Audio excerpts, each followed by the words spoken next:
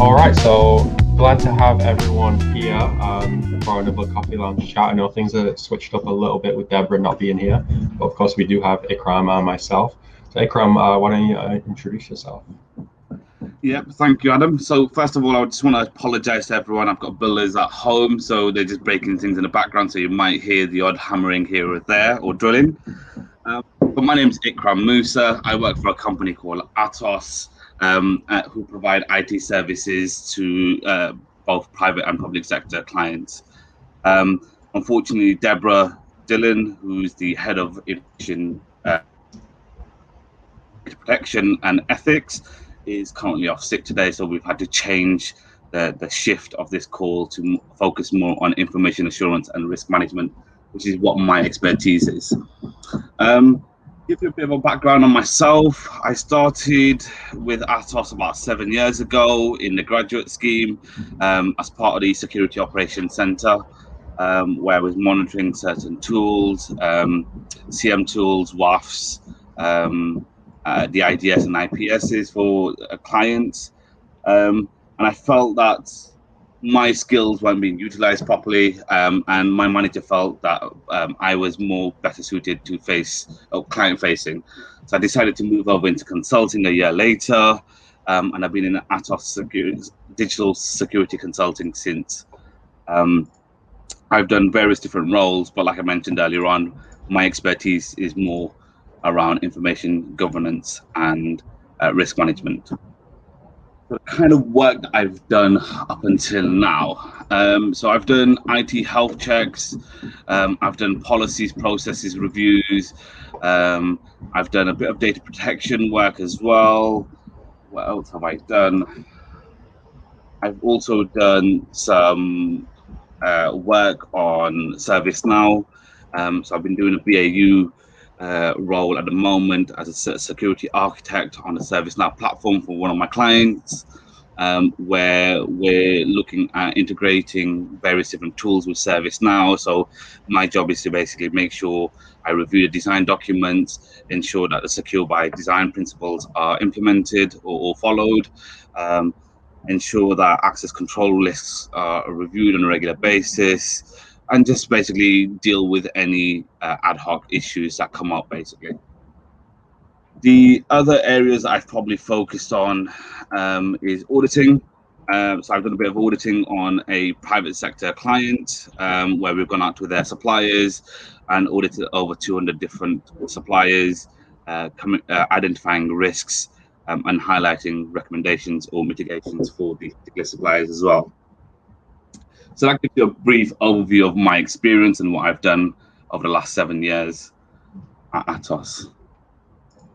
Cool, thanks for that. So anyone in the chat, make sure to ping over any questions and we'll get to those.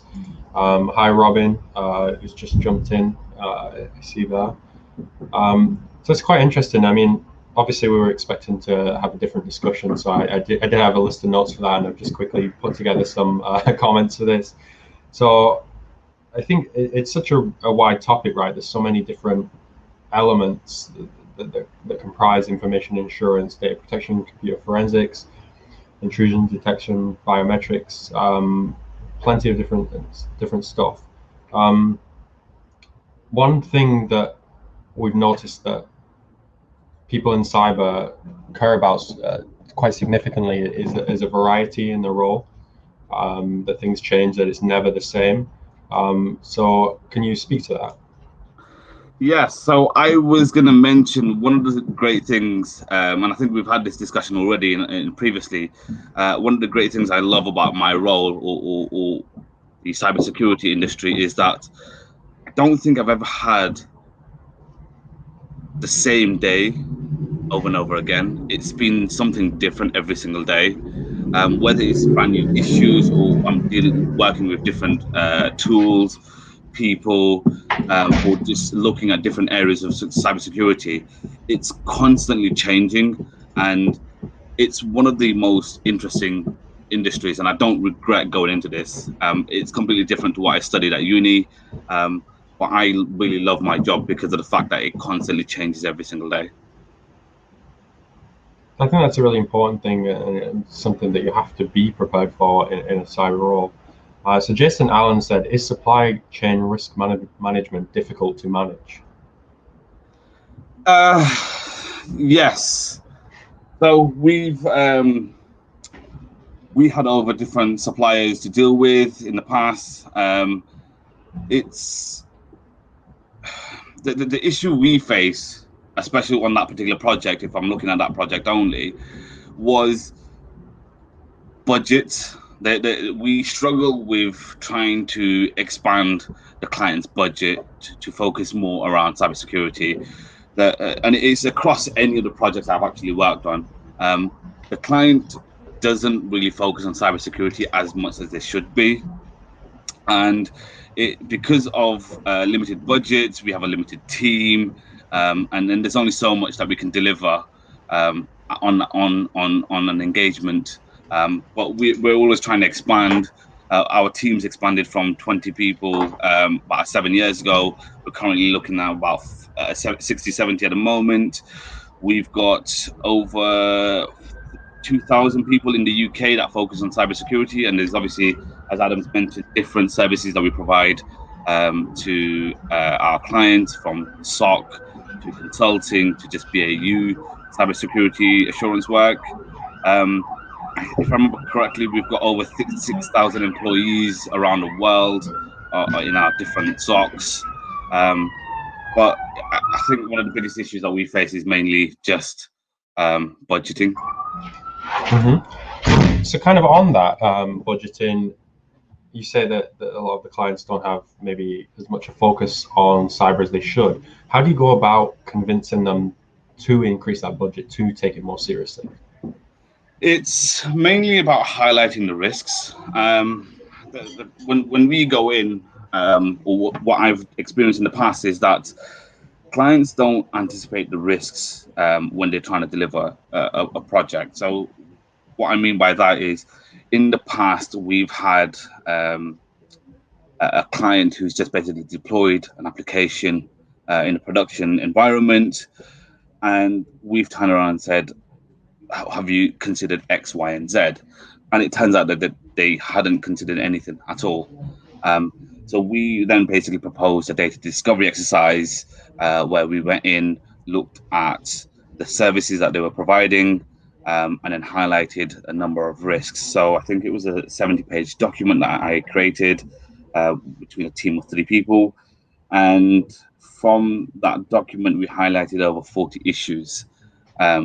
And then from there, I basically, a partner and myself sat down with the client, and we highlighted the issues and the risks and the impact that it can have on the business. And we proposed a 2-year project, basically.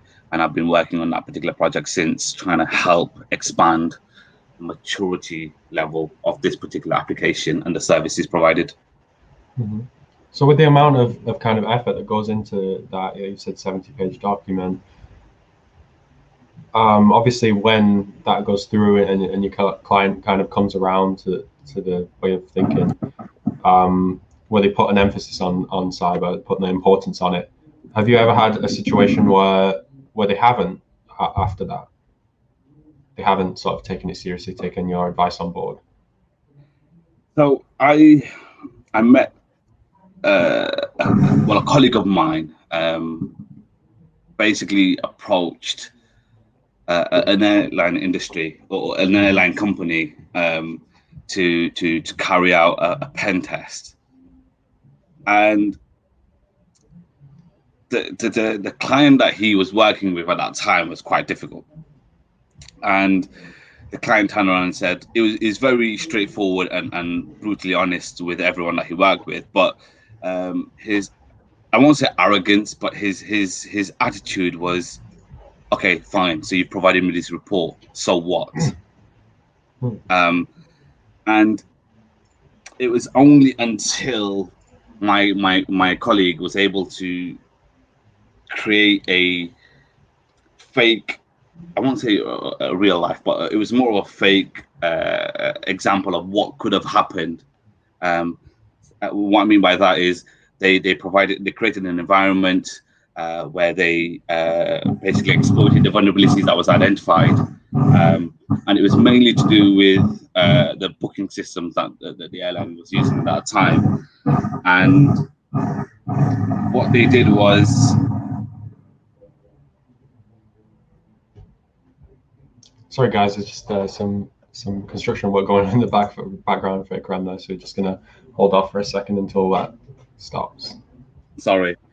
It's all right. So what they did was they highlighted the risks and issues that they could have caused by exploiting the vulnerability, and they did a fake exploitation of the vulnerability itself and caused disruption on the booking system.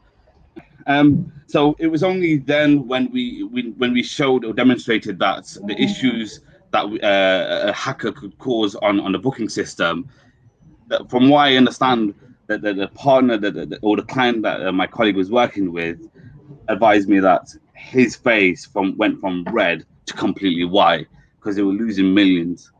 Wow. And it's only when you demonstrate the actual impact or that the risks can have, it's only then that they realize how important it is to focus on cybersecurity. Yeah, sometimes it does take the real facts, the real numbers to make it to convince people. So we've got a couple of questions to come in. So Oscar says, the more secure a system is, the more challenging it can become for that system to actually remain functional. How do you deal with balancing security and functionality? So one of the examples, one of the ServiceNow platform that I'm working on at the moment, it's used by 50,000 users on a weekly basis. It is quite complex. There's a team of us who focus on different areas of the platform. But what we tend to do, it's all about balancing the risks versus the benefits. There's obviously a lot of features or functionality that the client wants to switch on. And it's always about making sure that assurance or the processes are followed properly without having to be rushed. But what we tend to do or what we're doing at the moment on this project is trying to plan ahead as much as possible. Plan is probably the most important bit. That way we can highlight realistic project plans or dates as to when we can try and deliver the work that we're trying to do at the moment. But there's only so much that we can do at the moment, especially when it comes to budgeting and resources. Yeah, of course, yeah. So Jason asked, does IoT and Industry 4.0 pose the most risk in supply chain risk management? I'm going to be honest with you. That's not my area of expertise. Apologies, Jason. I probably won't be able to give you much information on that. Okay, no worries. Jason, perhaps if you have another question you might want to throw towards us. And then Robin asks, how do we identify emerging risk before they can disrupt the supply chain?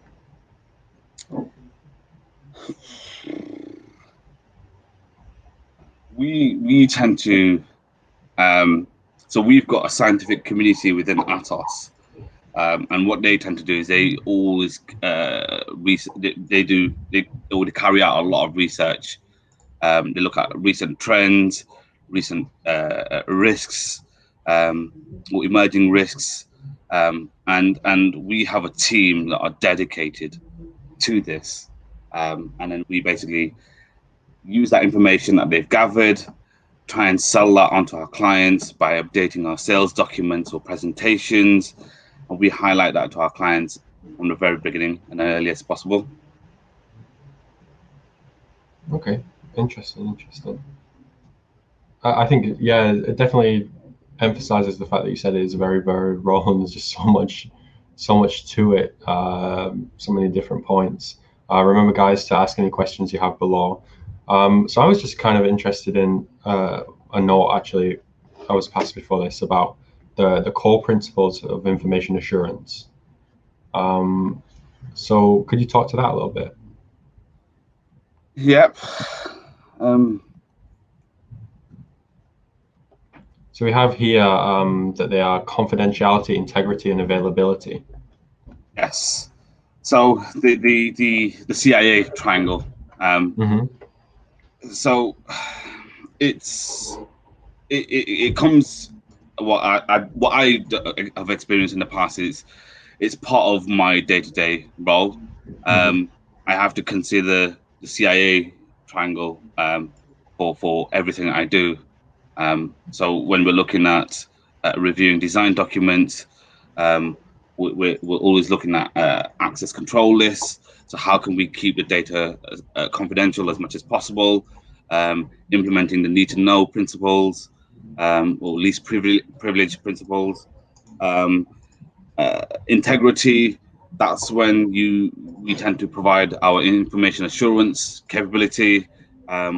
We try and show the clients that, look, if you close the gaps on the risks that we've highlighted, we can try and keep the integrity of the data as much as possible.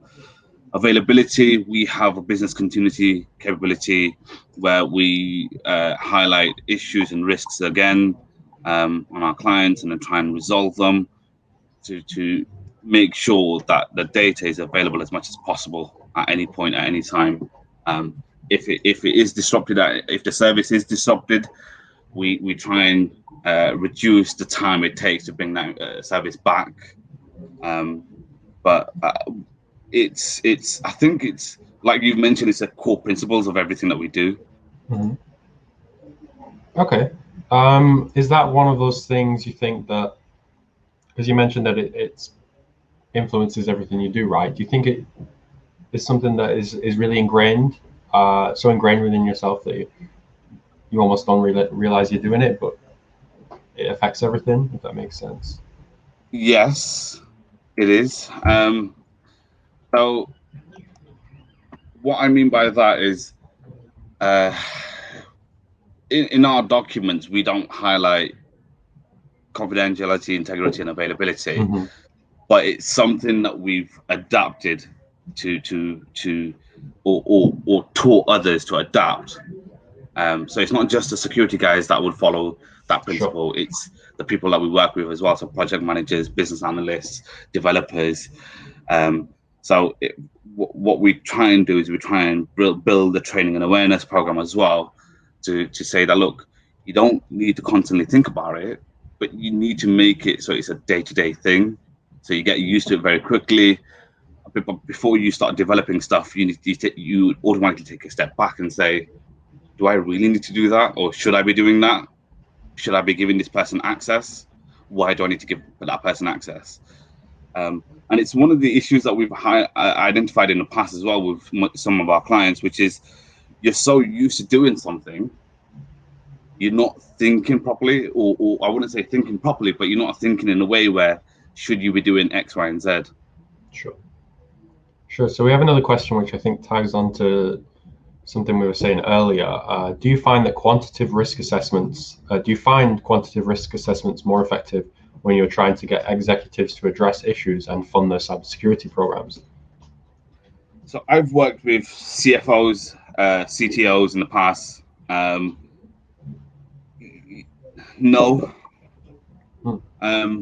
We've highlighted key issues and put it as or illustrated it as statistics, but I think what majority of the people I've worked with in the past want to know is what's the root cause. How can we fix it? How much will it cost? But they do want to look at some sort of granular level. Probably not as much as what we would do with the security team or with project managers, but with the C-level execs, they still want to know information rather than just numbers. Okay, so they're kind of big picture, as you might expect. Yeah, so we've provided KPIs, but some of them, or majority of them, have actually read the document fully. You'll get the odd few that will just skim it and be like, okay, so what does this mean for me? But majority do want to look at the root cause. because majority of them are always looking at how can we save money in the future, how can we avoid this from happening again. Of course, yeah. I guess everyone within the business has the same end goal, but slightly different priorities as to how to get there. So you've got to have a different approach for each person, which I suppose means that the kind of communication and translating data is just such a huge part of your role. Pretty much. The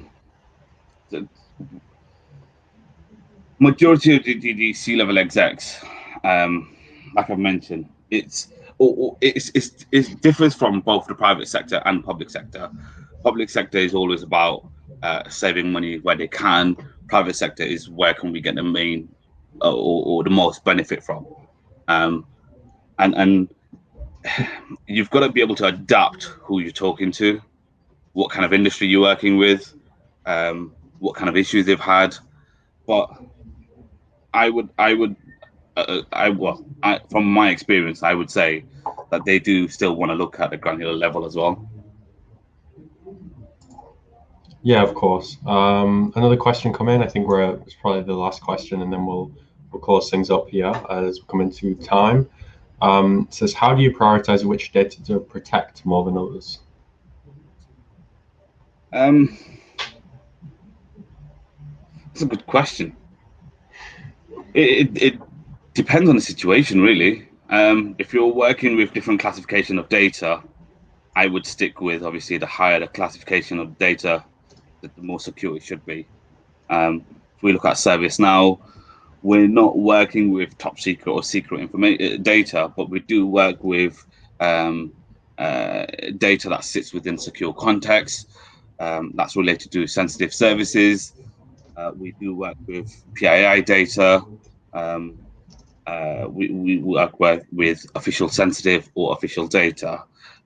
So we've based or prioritized what security controls that we've implemented based on that. So secure context first, because they relate to sensitive services. Then it's PII data, just because of legal compliancy. And then we work with obviously official sensitive.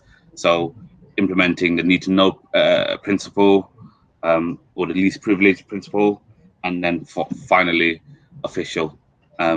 We've written the AUP in a way where we've highlighted what kind of data should sit within which area of the classification of data, and we've made sure that, look, if you are concerned about uploading the data into ServiceNow, then basically avoid it where you can.